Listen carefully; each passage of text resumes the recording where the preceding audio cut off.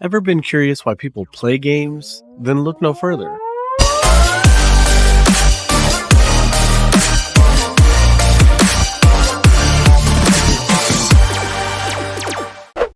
Hi everyone, welcome to Gamer Image. Have you ever wondered why people play video games? Look around you at every game there is. Mario, Minecraft, Zelda,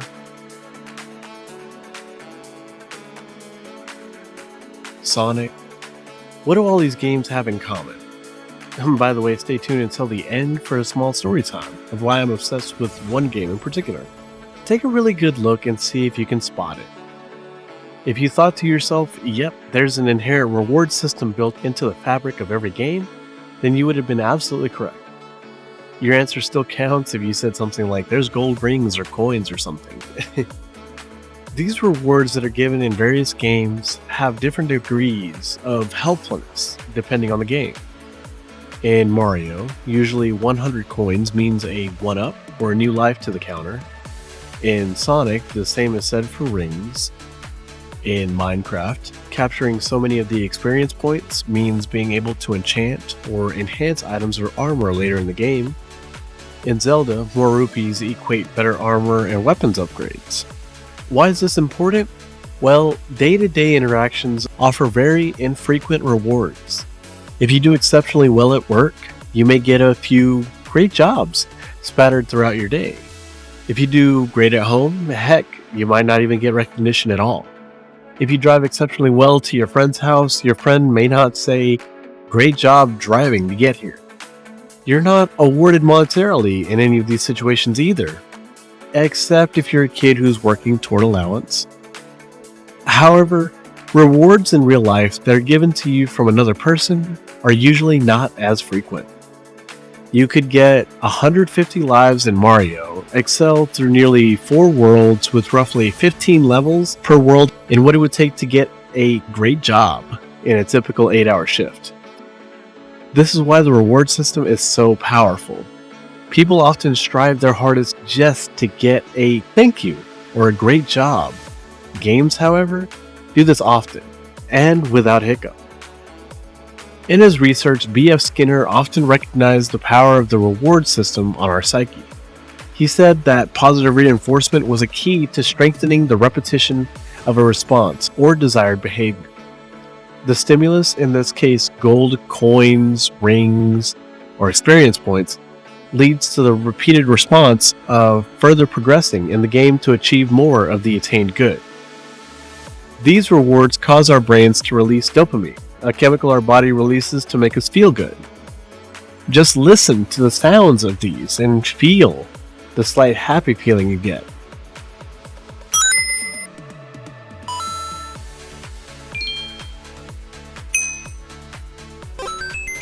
Even those who aren't gamers could agree that these sounds exude a certain happy feeling within their tone. Video game rewards are a very big factor in what makes people play video games. Life offers a set of limitations to our abilities to exert our independence. These limitations can often come in the form of money, physical conditions, mental or psychological boundaries, including but not limited to anxieties, disabilities, or other existing conditions. These limitations can inhibit our ability to do many of the things we can only dream of doing. Video games break that limit and give us the power to perform wild feats from the safety of our home. Just but eager to get back to business, Stanley took the first open door on his left. Stanley was so bad at following directions, it's incredible he wasn't fired years ago. Typically, it could be unsafe to drive your vehicle up to or in excess of 150 miles per hour, 241 kilometers per hour. It would also be dangerous to roam freely in the wilderness. There are very real risks that would come with that venture, including but not limited to death. So why is this so important? As humans, we want to embrace our natural urge to seek freedom and independence. In self-determination theory, or SDT for short, PhDs Desi and Ryan performed various tests linking humans with the innate needs of autonomy, competence, and relatedness. autonomy plays a huge role in how people play video games. It links us with the ability to do whatever we want, whenever we want, free from consequence. Video games let you take on the persona of a character you resonate with. They let you play them at any time, night or day, breakfast or dinner. Games have only a limited set of rules, allowing you to explore your boundaries within the gaming scope. Video games can be played on almost any device. Phones, tablets, laptops, computers, and consoles are just a small list of the devices where video games can be played. Many video games allow you to freely learn at whatever pace works best for you. While there are rewards typically for excelling, there's a large margin of error for beginners. No matter your reason for playing video games, there is always a game out there for somebody, regardless of the speed, skill level, or education necessary. Ultimately, video games expand our needs and wants to be autonomic. In my last statement, you heard me use the term relatedness when it comes to being autonomous or self-guided. This is the reason why certain people play Sonic with its ultra-fast loops, turns, and runs, while others like the block-breaking jumps and pace of Mario, and why some fans pull Sword and Shield out to save Princess Zelda from the dark powers of Ganon.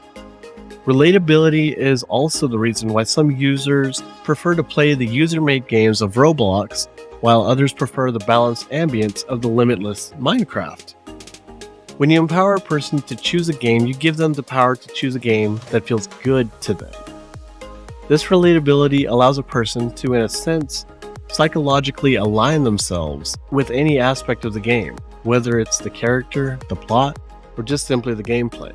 Many people vibe with RPG games placed in medieval times. Others seek games that have space-based adventure traveling through the galaxies. However, no matter what the difference, there's always something that these people relate to. Pick any gamer you may or may not know. Ask them what video games they vibe with, and then ask them why. You may get a slew of answers from, "I've always had a feeling like I belonged in the 17th century," or "Because my family loves playing as Toad, Luigi, Mario, Nabbit, or Toadette." Here you'll find the reasons why many of them play certain games for so many hours. Relatability. It's such a strong grasp on why so many people play certain video games and are so passionate about them. Are you passionate about any games? Why? Have you ever asked yourself that?